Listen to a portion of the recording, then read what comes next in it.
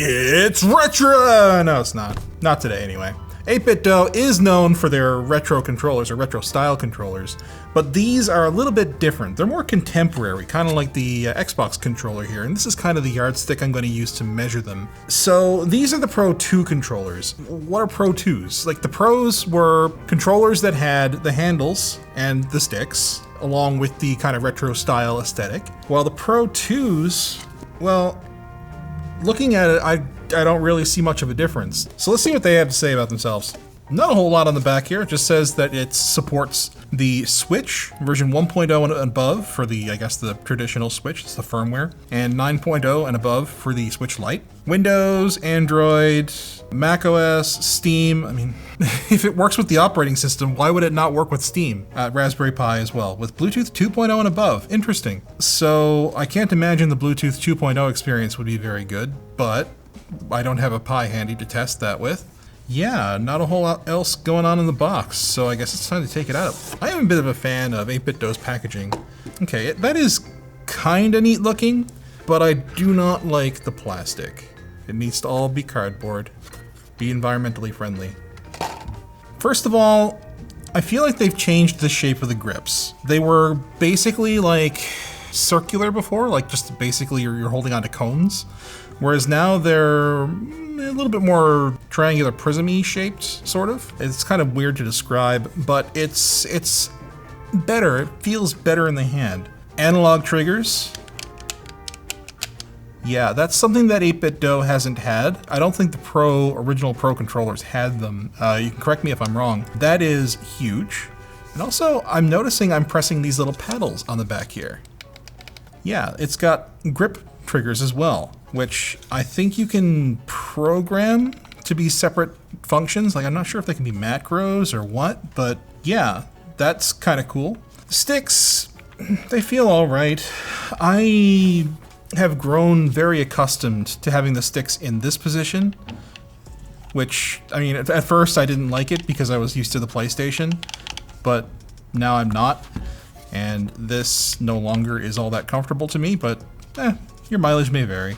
There's another thing that I noticed on the back here that is not on the Pro as well, the original Pro, and that is a battery door. Yeah, it's got a built-in battery that can be taken out, and you can just replace it with AA's. How about that? Yeah, so you don't have to worry about your 8BitDo controller dying over time, and you had to use it wired all the time. Capacity is 1,000 milliamp hours. I don't know what the battery life is, though. It says 20 play hours with 4 hours of charging time. 20 play hours with 4 hours of charging time. That's about right, I guess. Obviously, I was putting it in wrong before. I guess it goes in contacts first, and then it, yeah, slips down like that. Neat. Because, yeah, you can't remove the battery, at least not easily, from other 8BitDo controllers that I've used. Or the PlayStation 5 controller. Microsoft's been pretty good about that over the years. Yeah. I'm not a fanboy or anything, like I run Linux, but their controller is just nice. So let's put this aside for now and go through the rest of the box. There's not a lot in here. You get USB Type-C, I believe. Yes, USB Type-C charging cable, which, yeah, it's Type-C to A, and it is wired for data, but USB 2.0 only, which is fine for a controller, but don't use it to plug in a USB SSD or something. And also we have the instruction manual, and is this also plastic? It feels like it's plastic, and it's glued in. I mean, it's fine, I guess. I'm not sure what aspect ratio you would call this. CVS receipt. CVS receipt? Yeah, CVS receipt. Yeah, there you go. And on the back, we've got a mode switch. That is interesting because before you had to hold down a face button while turning on the controller to change different modes, which is super confusing, and I, to this day, do not remember how all of them work. They say that they don't support HD rumble, IR camera, of course they don't, notification LED or anything like that, nor can the system be woken up wirelessly? Really? Does Nintendo not wirelessly turn on the Switch when you turn on a controller? I thought the Switch Pro controller did that. I think it does. Yeah, that sucks. Good thing I'm not using it on the Switch. But before I use it on anything else, I need to talk to you about Unbounce. Unbounce is the landing page platform that helps you convert more visitors into leads, sales, and customers. You can build beautiful, high-converting landing pages with no coding required, thanks to their easy drag-and-drop builder and 100-plus templates that allow you to bring any campaign vision to life in a fraction of the time it would with a developer. Plus, you can earn up to 30% more conversions with their latest AI-powered feature, Smart Traffic. Why wait? Use the link below and use the code CIRCUIT for 20% off your first 3 months of Unbounce. Okay, that looks cool. We've got profiles that we can set up here. That's what that profile button's all about. I think technically they could display as many as 6 profiles with these LEDs, but you only get 3. So it's not the most intuitive interface in the world. In order to map everything, you've got your controller map here. You would think that you'd like click on something and it would like give you an option, but no. Over here is what you're looking at. So L2 goes to left trigger. You can assign that to whatever you want. Same with L, up, down, left, right. So you can literally modify anything you want here. So let's see, can I do turbo from here? I know there's a turbo setting you can do separately. So let's say I want Y. No, you can't do that. Okay, that's a little unfortunate, but not a big deal. I mean, once you change something, you just click sync to controller and it syncs, and then please turn off the software after customization in order for the controller to return to its required mode for playing games on USB connect. What? I don't understand what it's telling me. I guess it means quit the software. Press to load profile. Okay, cool. So let's go back to what it was. And it actually shows, thankfully, it shows the default with a little dot here, regardless as to what you have it set to. So if I have it set to X for the X button, it still has Y as where it should be, and it's currently saved as the X button. So if I set it to Y, sync it again, there you go. That's helpful. Let's see the sticks. It's not the highest resolution thing in the world. It's kind of skipping over a bunch of steps. So we can adjust the dead zone. I don't know why this says 0 here. It should be adjusting to show me a number so I can get like the actual percentage I want. Again, that's kind of an interface fail, but it's nice to be able to adjust these things. So with the dead zone set like this, I can go this far actually without actuating anything. And then we go out to here and it's 100%. We can also set it so that the actual active area is much smaller, so you get 100% much sooner.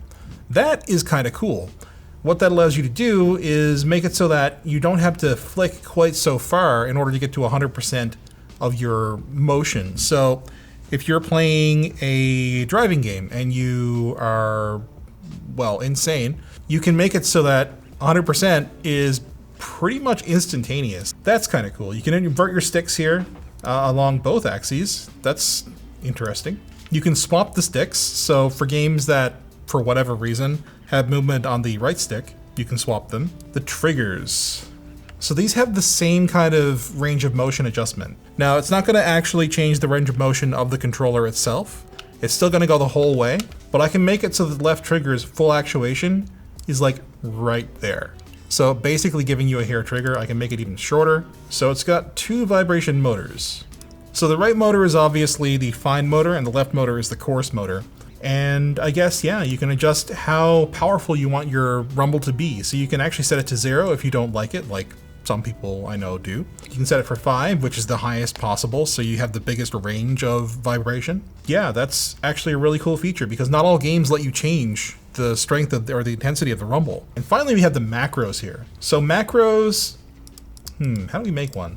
Okay, so down, forward, and say Y? Yeah, so that'll now do a basically immediately.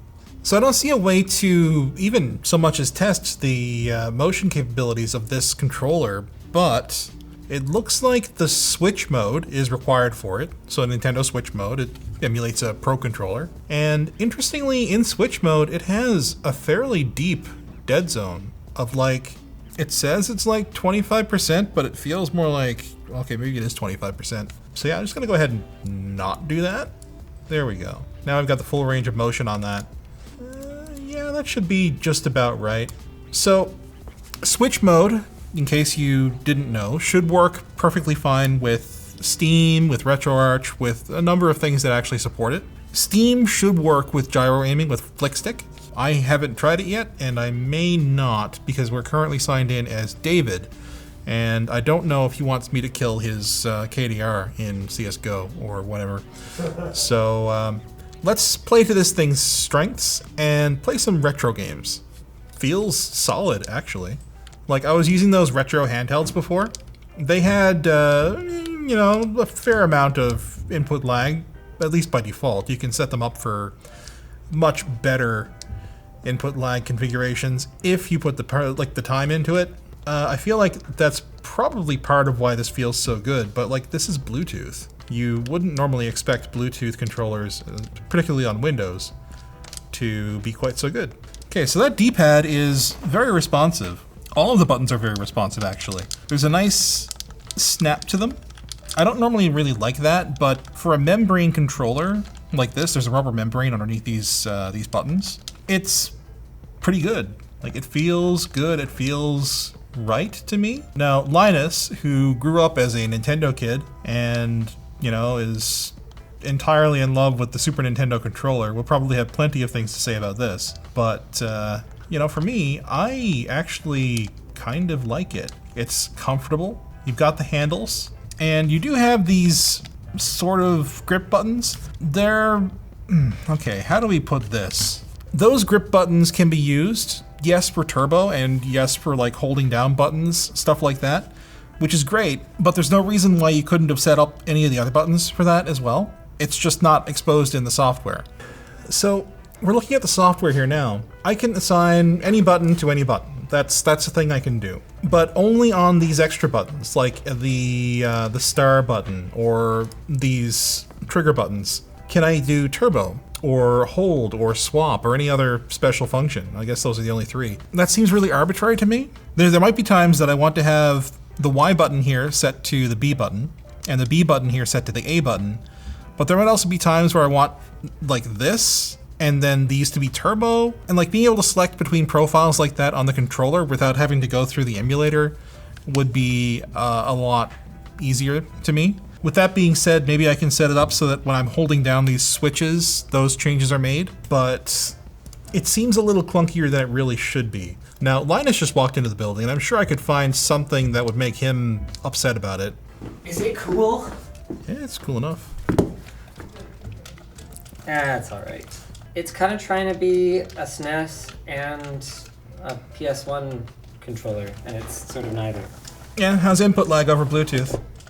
Okay, I swear, like, not all my B's were going through. Come on, 1-up! I need more 1-ups! No, that's not a 1-up! That's the opposite of a 1-up! Wired. Wired's the way to go.